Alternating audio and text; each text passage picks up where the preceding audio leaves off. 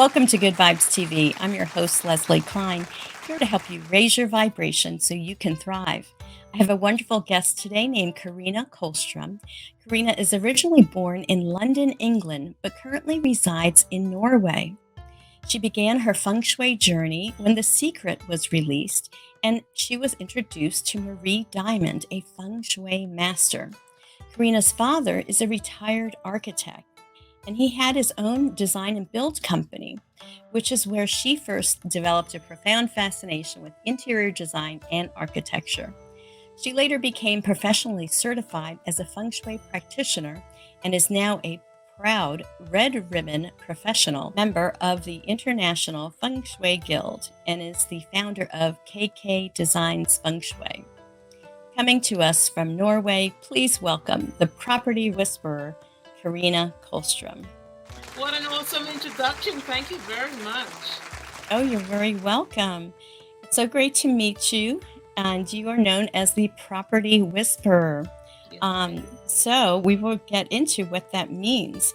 But I do want to talk about how you've come full circle with Marie Diamond. You read her book when The Secret came out back in 2006, and now you're a co-author with her in the book called Global Conscious Entrepreneurs, Book 2. So how did you go full circle? Well, oh my goodness. So, 2006 is when The Secret came out, and lots of people are probably very aware of the law of attraction and manifestation, and Marie Diamond was one of those that was actually in that movie, and I loved it. I really resonated with it, and now, gosh, no, how many years now later, 15 years later, I had the opportunity just arise that would I like to be a co-author with Marie Diamond in this collaboration of Global Conscious Entrepreneurs, and it's the second book that they've come out with, and I jumped at the chance. And there's a story behind that though, Leslie, because only about 2 weeks prior to this contact of Marie Diamond, I actually changed the position of my desk in my home office that I have here in Norway to my command position. We just recently moved, so I was readjusting a lot of things, and it was in my fame and recognition area. I activated it, and lo and behold, 2 weeks later, I randomly got this invitation from Marie Diamond to see if I wanted to be a co-author with her. And of course, I jumped at the opportunity. And we're now a global #1 best-selling author of this book through Amazon in many different categories, business, leadership. It's something that I didn't foresee that I had manifested. But, now Marie Diamond is in my life, and we are collaborating together with a lot of the other co-authors. So super interesting. Now, let's talk about, because you're using several modalities. You're talking about Feng Shui, you're talking about Chinese astrology, Yep. and Chinese metaphysics. So you are in your intuition. So you're putting all these things together to be the property whisperer. Let's start first with what Feng Shui is. I know Feng Shui actually stands for wind and water, Yep. Literally. Yep. But I know there are many different schools of Feng Shui. And so talk a little bit more about the kind of Feng Shui that you practice. Yeah, so I certified through the B2B Feng Shui, the school. I do actually also do the Compass school, which is what I've gravitated towards. It's just a little bit more of a customized. Every house is different, and every house has a different year of construction, and it also has a different year of when the residents actually came and resided into that property. So there's a lot of different external things that can also be tapped in. Landform Feng Shui as well. That's the outer exterior area of a house and the energetics of that. This takes into consideration the celestial animals, from the black tortoise to the dragon to the phoenix coming in, and the chi energy coming into the house. So for me, I've done both schools, and I really resonate now with the compass school, the flying stars, and activating the different areas, what we call the energy sectors of a house, and it's split into 9. Some people might know it as the Bagua map, and it's an energy, the energy of a house, of a floor plan. And I really delve very deeply into the floor plan, and that's how I connect intuitively with the floor plan, doing geopathic stress testing on it. I do chi mapping of the floor plan, knowing where the chi energies are coming through, if they're meandering through the floor plan nicely and at ease. There's no clutter, there's no, for instance, if you're opening your front door, you certainly do not want to have, this is sort of a bad feng shui, you don't really want to ideally have your staircase right opposite your front door, which unfortunately, I'm originally from England, and the architecture in England, the apartments and houses do have that, but there are remedies and cures and things that you can do in order to slow that chi energy and not just having it whiz right up the stairs, for it just to meander and dissipate throughout the whole house. So yeah, so I like I said, I am certified in I'm a Feng Shui practitioner or a design practitioner, yet I include my intuition. And that's why, if you've heard of the dog whisperer, you'll sort of know what the property whisperer is. So I connect with the house itself, and it's remote, Leslie. It could be anywhere in the world. Like, I really just connect, and I download from my spirit guide team, and I do automative writing. So I get my downloads through that. Once I know what the house wants, then I will then look into the Chinese metaphysics or the Chinese astrology part of it, which is what you are asking about, because it's all about the elements. Whether you are Feng Shui, you take into consideration the different elements, whether it's water or wood, metal, earth, fire, whichever sector. But then you can also do a Bartzi, which is a Bartzi natal chart reading on the residents and what their day master is and what element that they are lacking or what they need. So you can incorporate that into the space as well. So there's all different. I also include biophilic design as well, Leslie, which is also bringing the elements of the outside in and bringing nature inside. There's something that's really trending at the moment. I've tapped in on it, and it's not just bringing plants in. It's really the lighting, the plants, the natural materials, yeah, because I think designers, interior designers, they need to now incorporate this biophilic design, environmental design into a house as well. And that's also 5 elements. So there's a common thread that's running through, a common theme from our Bartzi Chinese astrology with our elements, but also the house elements with Feng Shui. And then also with the biophilic design, bringing the 5 elements. So yeah, definitely elemental design is definitely what the common theme is here. That's amazing, and it's such a deep study. I think it's just like just astrology, feng shui, and all these other methods, and Chinese astrology and Chinese metaphysics. It's an ancient. It's like been around for thousands of years, right? Oh yeah. Absolutely. And I think it's very important to feel, not a lot of people realize that the direction of your house, this is why we say compass school, and the year that the chi energy was trapped inside a house from the roof coming on it, that's the year of construction, and that's the number crunching that I do in order to know what the energetics are in that specific space. There, like I said, there are other schools of thought out there with Feng Shui, and they do other types. But what I think works best, and I've actually come across and formatted this unique, I guess it's unlocking your property's full potential. through the A cubed code, and that's something that I've incorporated with my Feng Shui business.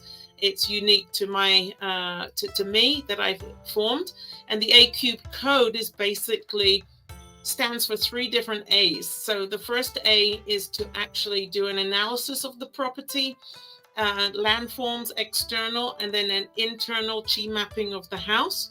The second A is actually attracting the chi energy through, and that could be as simple. The most simplest thing is actually making your front door inviting, because you've got this red phoenix energy coming in that you want to captivate the chi. You want to have your door number, as in your house number, visible, because if your house number is not visible to people coming to visit you, how are all the golden opportunities and the chi energy meant to be finding your property? You need to have it looking super nice. Your front door, clean your front door. That's a huge, that's a little hack there for all the people listening and viewing this, is clean your front door if you can do it every day, that's great. And make sure it's clutter free. And so this is basically the attracting the chi energy through your front door, which is the mouth of your house, for that. And then the final A of the A cubed coding is then to activate. So to activate the energies in each of your bagua, your guars, your energy sectors of your house. And like I said, I would need to know your construction date, the completion of the house, and also your numbers, as in your blueprint, which will be your date of birth, your time of birth, and then I can do a BOTC and natal analysis, which then will incorporate what you're lacking on the elements and how you can then bring that into your environment, your space as well, and activate that. So it's amazing how, like, the opportunity with Marie Diamond happened because you physically changed where your desk was in your house. So these cures, like cleaning your front door, that has to do with inviting more opportunities, because the door you said was like the mouth. Yeah. What are the windows in the house? What do they represent? So you've got to think of your house. If you're looking straight at your house, so think of the front door is the mouth of, like, a little face. So the door is the mouth where the chi energy is going to be coming in, and then your windows that you have are like the eyes of the face. So you want to make sure that all your windows externally and internally are cleaned, so that you can see what's coming. You can see the opportunities that are coming. So I make a point every Monday, I'll go ahead and I'll clean the outside of my front door, the inside of the front door. Make sure that any light bulbs that are outside, that your house is clearly lit, and it's no weeds in the front. That if you have for instance, a gate leading up the front path, that's in working order. Your doorbell is in working order. Everything is good, and no clutter when you're coming in. Clutter actually depicts where there's geopathic stress in your house. If I were to do a remote geopathic stress testing on your floor plan, and I can see that there's an area, I can pretty much guarantee that it's either one, that there's clutter there, two, it could be something as like a vortex or predecessor energy, where someone's maybe passed in that house and they haven't passed or transitioned fully. That's something that we can treat remotely as well. It could be a portal. It could be just that geopathic stress line, and I'm meaning on the landform underneath. And it could cross over. It could be a geopathic stress. And by the way, Leslie, when you gave me your floor plan, which thank you so much for doing, I did, and to the readers and the viewers out here, I did do an analysis on your floor plan, and you'll be very happy to hear that there's no geopathic stress lines anyway on your property. and I know it's a new build that you did back in 2019. But these are easily remedied, by the way. If I do find it, it's easily remedied. I had a customer just the other day.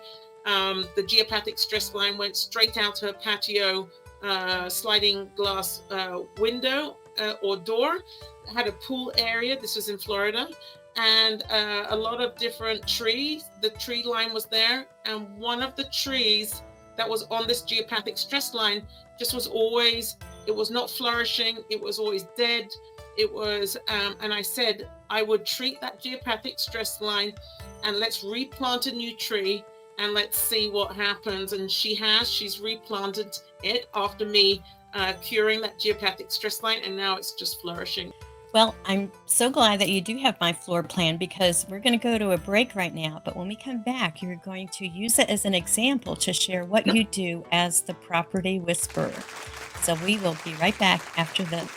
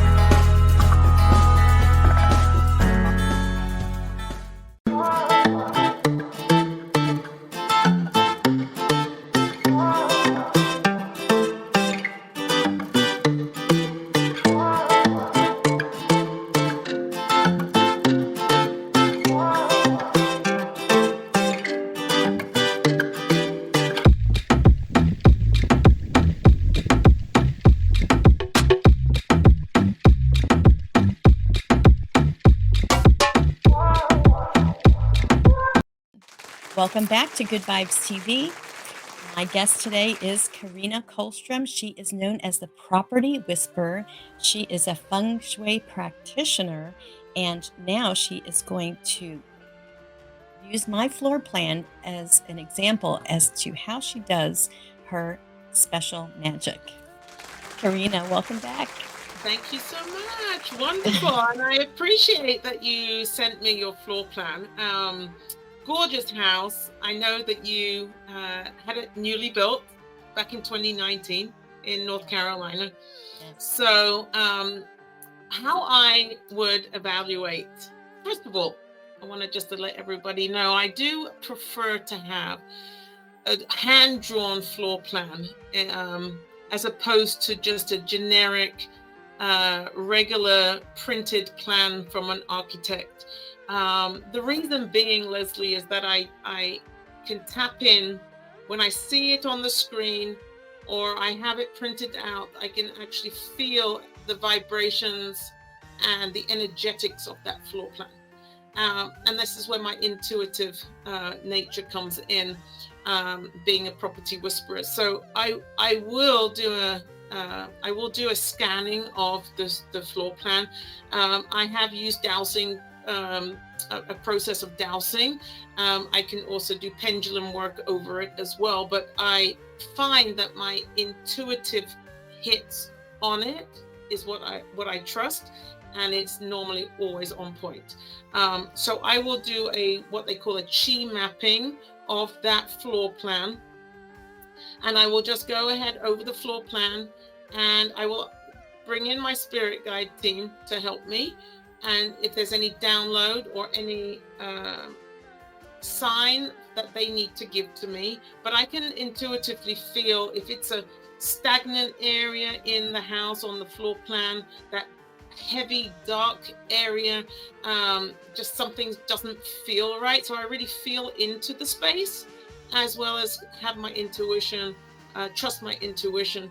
And it will then say, for instance, if it comes up that there's a geopathic stress line, I will find out where the stress lines go from and in which area of the energetic Bagua map area where that actually is. So it could be in, for instance, your center area, which is depicted by, that's health. So that's your health center of the house. That represents you and your health. You might be continuously sick, or there's some health issues. And lo and behold, then I find there's a geopathic stress line, and it won't surprise me whatsoever that is probably something that's happening to one of the residents in the house. So I will then, I'm not going to give away what I do, but then I remedy it. I actually go to that geopathic stress line on the floor plan, and I do this remotely.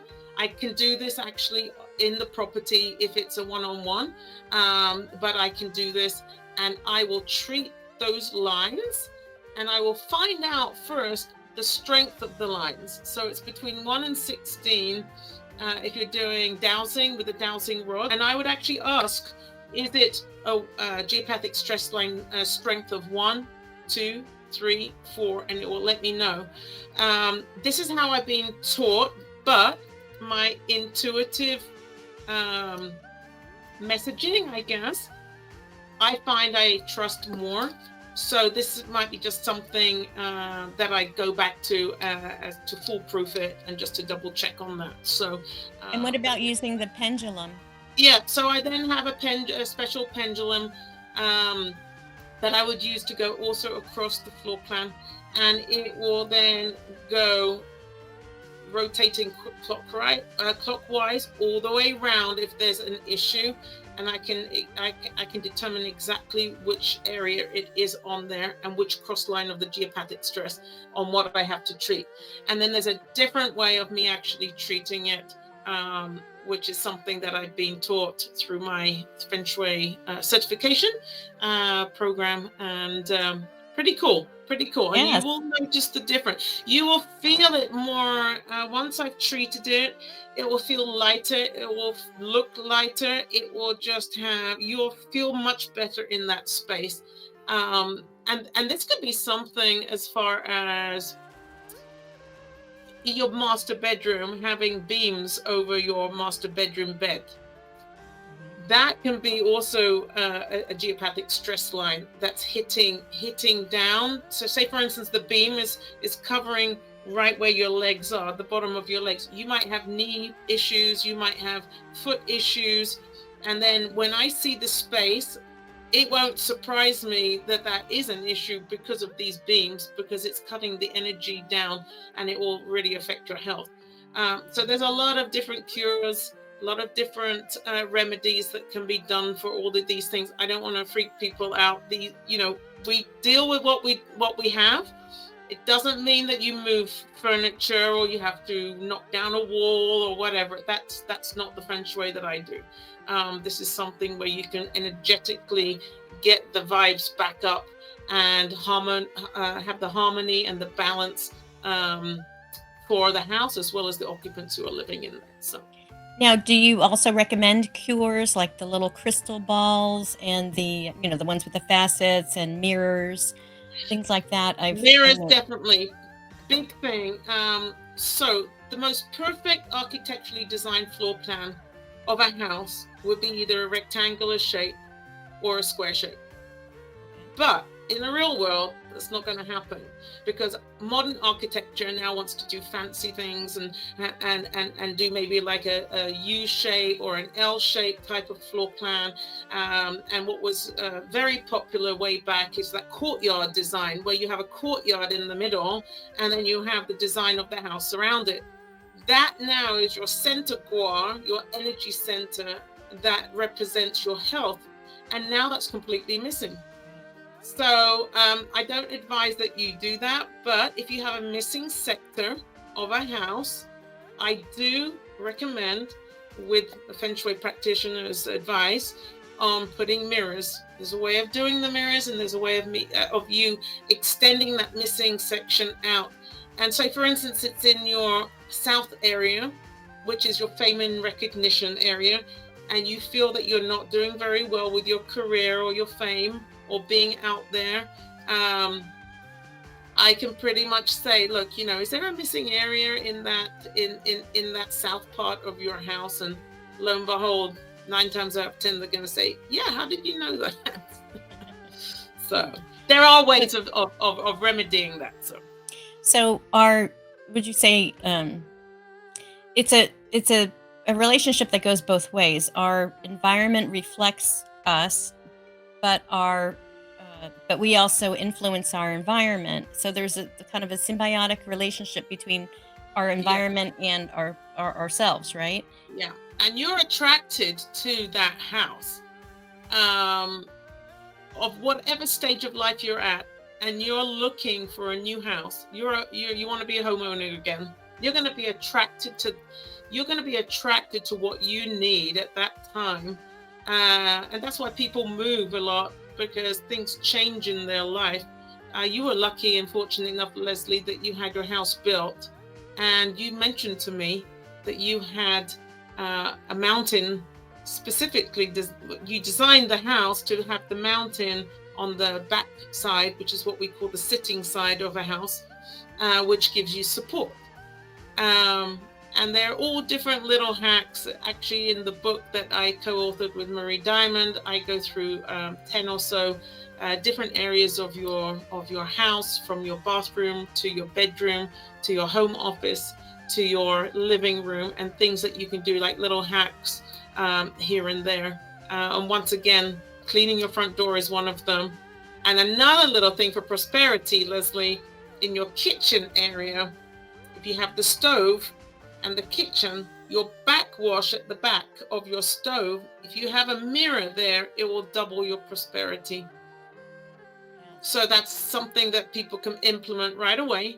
Buy just a little mirror, or if you want a bigger mirror, but just put that at the back of your stove where you're cooking, and try to use your kitchen as well. A lot of people now don't use their kitchen and their stove because of just fast food and everything. People are having a busy life, but if you can use your stove, or at least put all the burners on high, all of them, for 1 minute, and set an intention, this will also help with your prosperity. Ah, I've never heard of that one. Yeah, Question about the mirror. Does the mirror have to be seen? Like, could you put the mirror behind, like, say, the microwave that's behind the stove and you don't see absolutely. it? So Yeah, it's intention. the mirror actually, the shiny part of the mirror, the reflective part of the mirror has to be facing out, because you're trying to mirror that missing section. And it could be behind, it could be just stuck on the wall, it could be small, it could be like a makeup compact size, it could be bigger one, and it could be behind a photo frame or behind a piece of furniture. It doesn't have to be seen. Okay, great. Well, I'm curious to know what else you found out about my house. Um, so, what can you tell us about the floor plan that I gave you? So you'll find that when you come into your front door, you have a very open plan kitchen. So you have a very open plan floor plan. Your kitchen is very open when you first come in on the right hand side, and you have an island there. So I'm assuming on your island, is that just a workspace, like a prep area for your kitchen, and your stove is on the right hand side, I believe. Yes, yes. Okay, And it's an island where I prepare food. I have some things there. There's a light over it, light but it's over it. also where you can sit and eat as well. Perfect. That is really energetically really good. You can also, a little hack, you can put 9 fresh mandarins or oranges in a bowl. That also depicts prosperity and an abundance. Fresh flowers as well on dining room table, or if you use that to sit and eat as well. That's really cool. But what I found is that when you're looking through from your front door, you then have the staircase towards the back area going straight up to your upstairs. What I would want you to do is probably put either a plant or something in the front there to stop the chi just from rushing from the front door all the way up the stairs or to the back where your sliding doors are, for your patio sliding doors. Maybe put some sheer curtains or something up by your sliding doors. Once again, this sort of slows down that chi energy that's coming through into the house, because you want the chi energy to come in to activate the areas of the house at the moment. And a nice little round rug at the bottom, at the foot of your stairs, would be also nice. because that will help circulate the chi energy around your other areas of your house and not just rush all the way up to the top of the stairs. Okay. Now, the second floor where the bedroom is, it's a loft type. Yeah, so your there's no second walls floor. there. So it is open. There's no issue with that? No, the only thing that would be an issue, not an issue, but not most ideal on the Feng Shui, is if you were to have slanted roofs in your loft bedroom. You have slanted roofs at all, or is it a flat roof? I think it is. It has like a flat part in the middle, but it is slanted. Yes. It is slanted, okay. And here in Norway, which is where I'm based, we do have the architectural design of houses are typically where the roof is like this. You have bedrooms down here. So if you're sleeping underneath a slanted roof, it could mean that you're feeling a lot of pressure from the outside world, whether it's from work. I would lighten that ceiling up, so it's either white. I would have the bed also pulled away from the wall. You do want a big supportive wall and a headboard, by the way. Good supportive wooden headboard on the bed is paramount, and that's one thing. And also to position your bed in the command position, meaning that you would have a wall at the back, a headboard, and not looking directly at the door, but at least you can see the door at least when you're lying down in bed. That's our command position right there. And also to have maybe matching bedside table and lamps. You want to have things even and balanced as well, and nice lighting in there. Now, having a ceiling fan in the middle, if you have a roof like this, but you have a ceiling fan, does that help to get rid of the ceiling fan? Actually, the only thing that I would advise, Leslie, is that do not have the ceiling fan directly over your master bed, over the bed. If it's somewhere else in the room, it's not too bad. And there's a couple of remedies I can do to the blades of the actual fan as well. Few little secret hacks that you can do, because then it's like a cutting energy in there, and you don't want it directly over you. You don't want anything over you in the bed. And also on the wall behind you where your headboard is, you really don't want to have any artwork or any frames or anything. This could potentially fall on you, but it's also a lot of pressure, and you could be having headaches and not sleep well and everything else. So I mean, there's nothing on the wall. We just never put anything up there. I used to have a like sculpture of two angels that I used to have over behind the bed, but I haven't put that up yet. And you would recommend not having to anything have it over your head or behind you, but the two angels, fantastic, because that actually things in pairs, because it's relaxation, romance, and rest is what your master bedroom is for. And so having either and crystals is a complete other thing that I deal with. You can have rose quartz in there, but you can have pairs of things. Pair of like I said, those angels is awesome.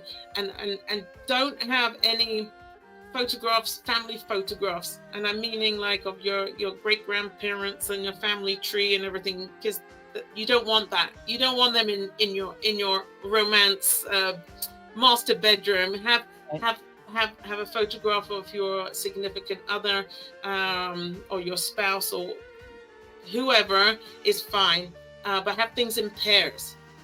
These little mandarin or mandarin ducks that you get, you can have a pair of those. You can have a pair of candles. You can have a pair of this, but don't just do a sole one unless you're by yourself and you don't have a partner or husband or wife or significant other. So, but if you were single and you wanted a partner, then it would be good to have the two, right? You can to help attract that.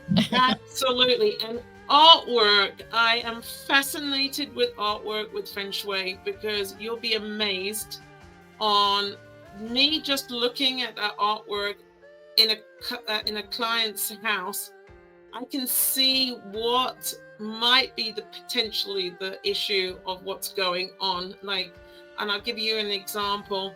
There was a customer of mine who had this beautiful artwork. It was an oil painting, and the husband really loved yachts and boats and everything, but it was like a stormy sea scene, and I'm like, oh my, and this was in the bedroom, and it was over the bed as well. And I said, do you sleep well? Do you have a good night's sleep? Do you have any issues sleeping? He said, yeah, no, I can't. I toss and turn, and it's because of the activity of this storm, this boat in the sea, and it's like this big huge storm or hurricane or so.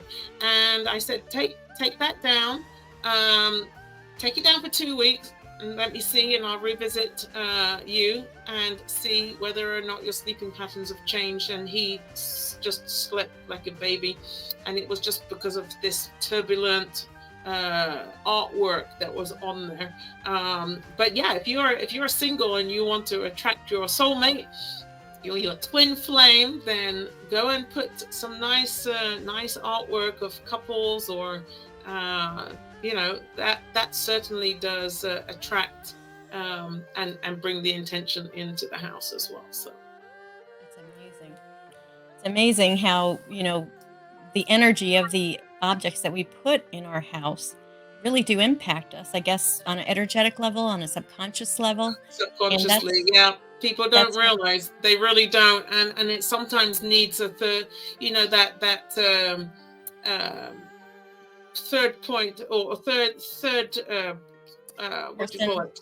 Yes, that another me coming in outside. and seeing a different angle. Yeah, and I'm like, oh, why do you have that there and that there and that there? And but yeah, artwork and Feng Shui is actually really fascinating, really fascinating. And I actually encourage people. This is a little tip.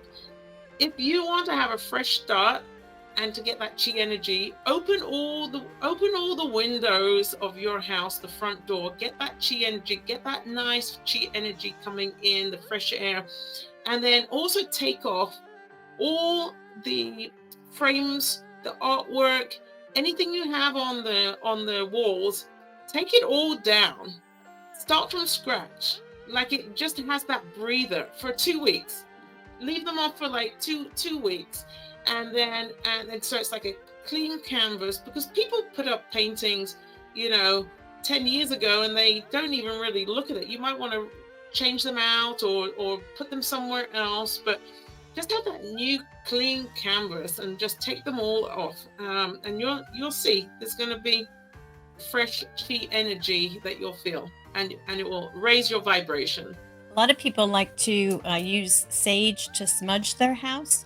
I know, I don't think that's part of feng shui, but are there other, I you I've use done aromatherapy? that. Yeah, it's a space clearing process that you can do. I actually love it. I do it. I just had visitors from out of town, and you can do that, and sage the guest room, just to smudge it with a sage stick. And that just cleans the air as well. I try to do that on a new moon or a full moon, and just do your office space or your actual house. You can do sound healing on a house, but space clearing you can do in different ways. Yeah, there's a lot. The many different layers of things that you can do, but space clearing, I would suggest, smudging is great. And what about fireplaces? We have a fireplace, and when it's not in use, is that seen as a way where the energy can go out or even come in? No, and it's funny, because in a lot of the customers and clients that I deal with, they have a fireplace, and we have a fireplace as well. I would just be a little concerned if it was in your center area, your health area, just to keep it clean. Obviously, if it's an area where you shouldn't really have fire, but it's your fireplace, then that there's remedies around that. And actually, if you need wood as an element in your natal chart, and I'm talking about with your Chinese astrology, with your Batsi, a lot of people are under the impression that a wooden table or a wooden shelf or something like that is a wood element. It's actually not. The wood element is actually needs to be live wood. So it's actually plants. You have to bring plants in for your wood element. And this is why I then reference to biophilic design, because that's bringing nature and plants indoors. It's bringing lighting, natural lighting and nature inside. And that's something where it's really trending at the moment. But yeah, a wood element is actually bringing in more plants into your space, not a wooden floor. That's dead wood. Like behind me right here, this wooden table, that's not a wood element. That would be more on your earth element. So wood that's not alive is it's considered. It's not a wood element. No, it's considered earth. Yes, plants are your wood element if you need that in your natal chart or in your house with Feng Shui. If you're right by a cemetery, or you're, for instance, here, a war site in Norway, they have a lot from the World War, where the bombings and everything else. So yeah, you can definitely pick up on that. That's why it's extremely important if any of your viewers out there are looking to buy a property, there are do not buy signs that I can pick up on do not buy this property, because you're going to be either putting a lot of money into it, or it's going to give you bad health, or it's just not a good property to select for you. And like I said, I do that analysis. I do that A-cubed coding, where I will do an analysis, both landform analysis, external, internal, and then I will do how you can attract it and how you can activate everything, and really balance out and raise the vibration of the space or the property. So. Right. One thing I remember for my Feng Shui studies was, if a house is down in a valley and the road is up here, that's not good Feng Shui. That's not good, because your money's going to be flowing right on out. Yeah, there's different but ways. Having a mountain behind you is like supports you. Right. Really good. Yeah. So on your sitting area, so what we call in Feng Shui, it's your armchair effect. Think of you in an armchair where you have the back is your support. You've got your arm rests here, and you're facing out. So think of the property. You're facing out from the front door. That's your facing side, and then you have the sitting side. And the sitting side is where you want that mountain, because you want something bigger and supportive of your house and you and the residents inside there. And then the facing area, you really want to have moving water. There's a lot of flow. Like I said, Feng Shui is wind and water. You want to have that wind come in, bring in the chi energy, but you also want to have the flow. And so if you're in the bottom of a valley, or on the top, and there's a valley coming down, then the likelihood that your money is going to be flowing right out. As soon as your money's coming in, it's flowing right on it. So yeah, you can Feng Shui your home office, which is what I've dealt with. A lot of people working remotely through the pandemic. Super exciting. I love that, just to increase productivity and sales and everything else, and how you can Feng Shui your home office desk as well. Yeah, so a lot of different hacks there. But one of the main things is, if there's clutter, that's stagnant energy, and get rid of the clutter. I can look at my office and I see a lot. So I have some work to do. Decluttering, yes, decluttering is huge. It's stagnant energy, and if you can make it a habit of moving 27 things, whether it's just moving a little object in your kitchen and something, 27 things, because that's very auspicious in Feng Shui.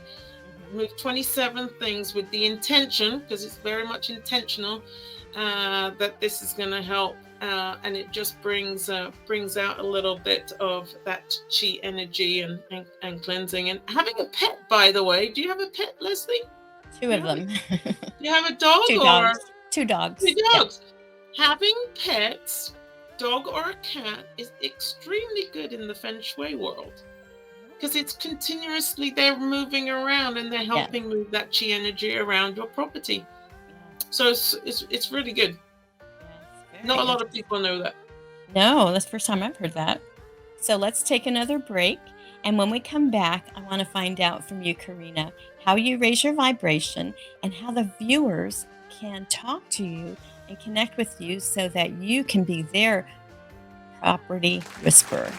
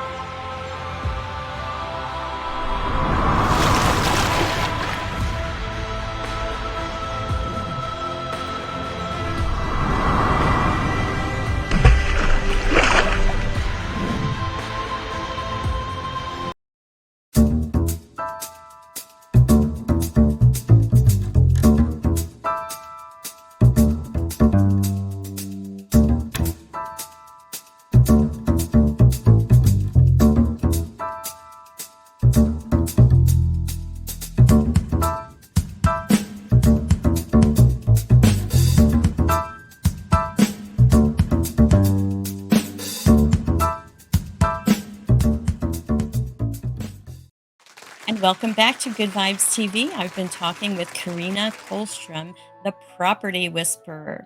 Karina, welcome back. So I ask all my guests this question: how do you raise your vibration? I know you're working with energy all the time, but is there something that you do specifically that helps you raise your vibration?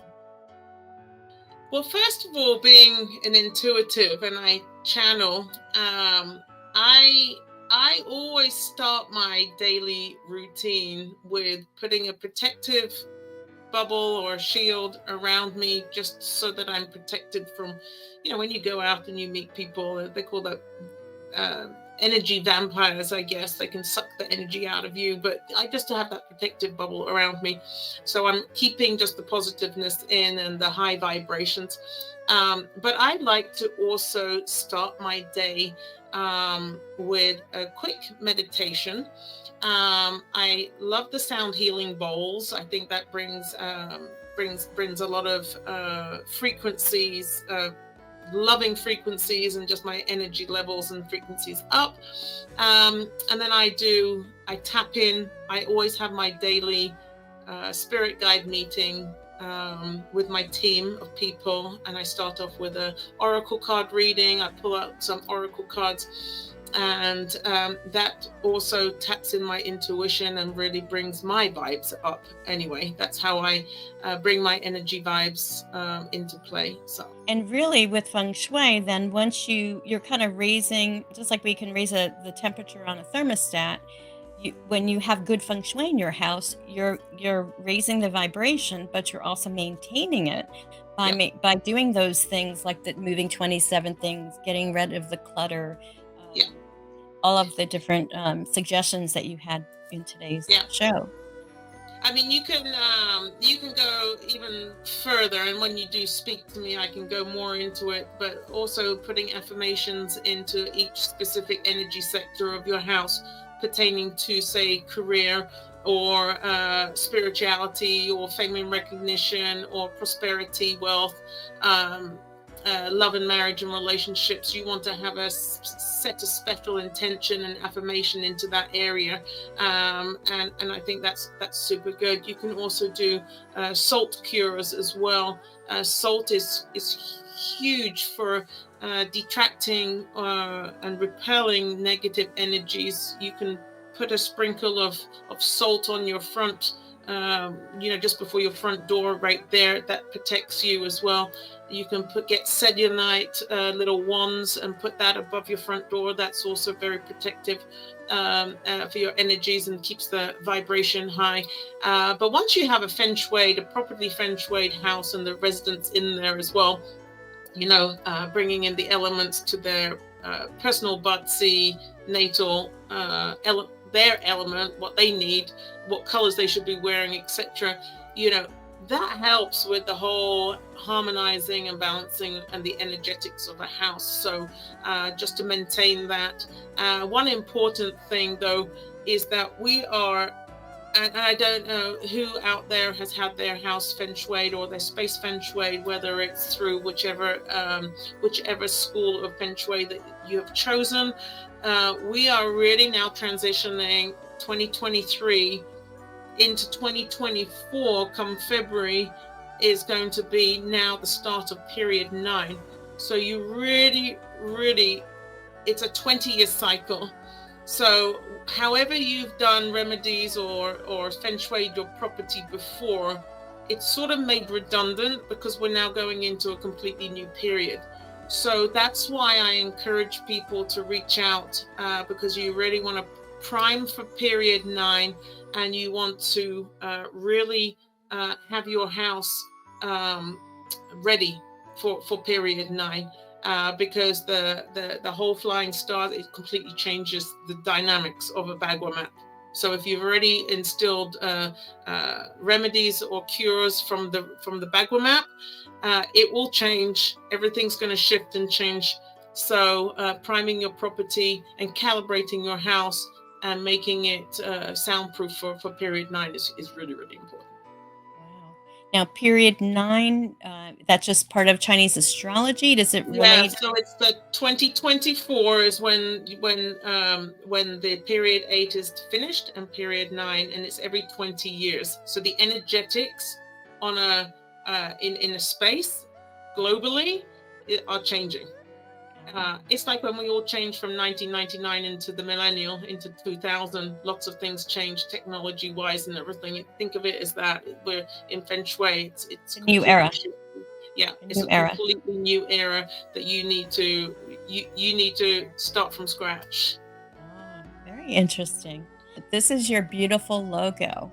Tell me about how you designed it.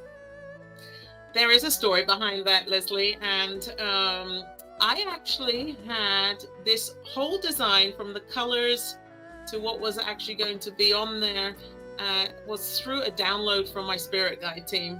I asked them for help. I had a specialist guide in business and marketing. It's one of my guides, and it came through on a download that I was channel writing, and it was a scribble of 2 boxes, 2 squares, and then this, KK. I had no idea what this was going to lead to. So the 2 boxes, as in the squares themselves, represent the Bagua map. So the energy sectors of a house that we overlay on a floor plan. So that was the design of it being. It could be a diamond on that angle, and KK is represented by my initials, Karina Kollstrom. But they told me to go and look up and Google what the Chinese calligraphy was for the letter K.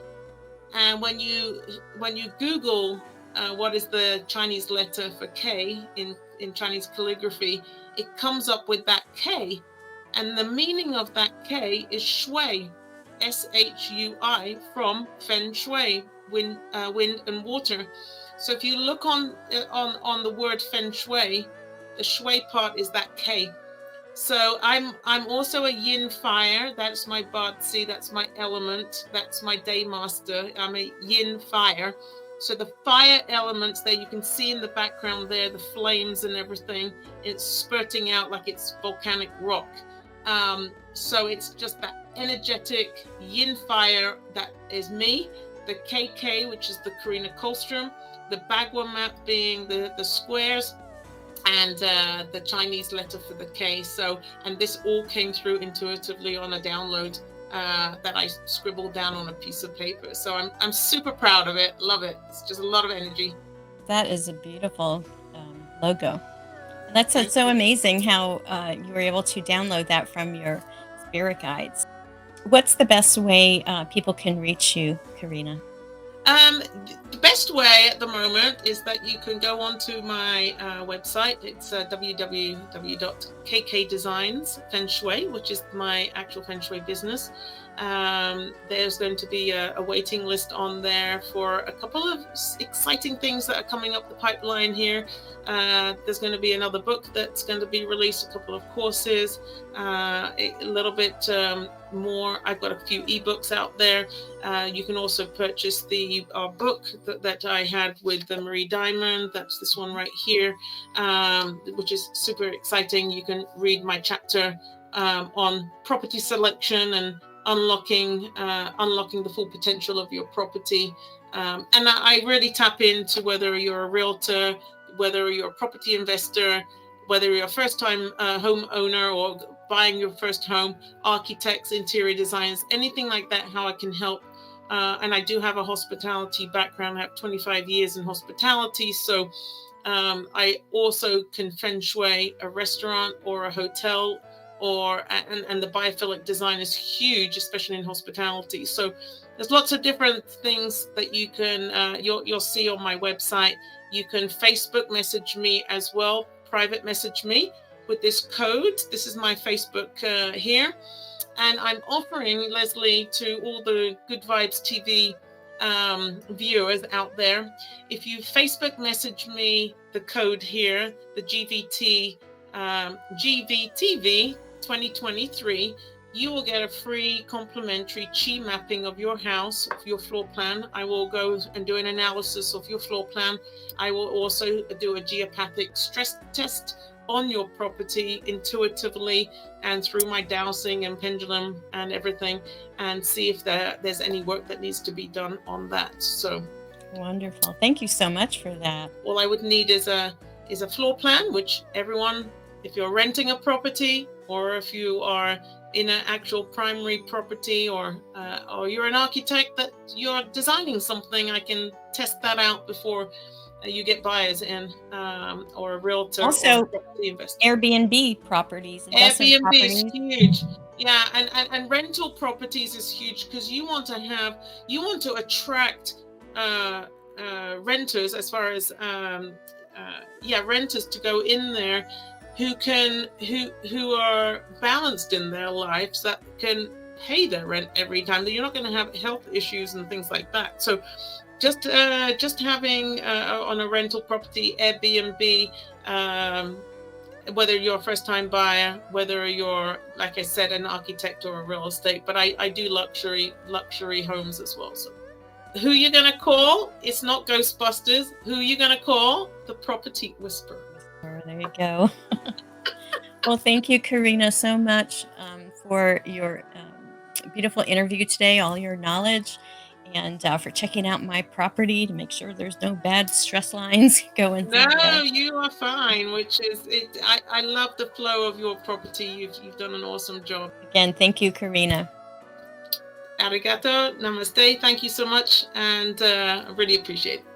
Thank you, Good Vibes TV viewers, for watching. I hope you got something valuable out of this episode.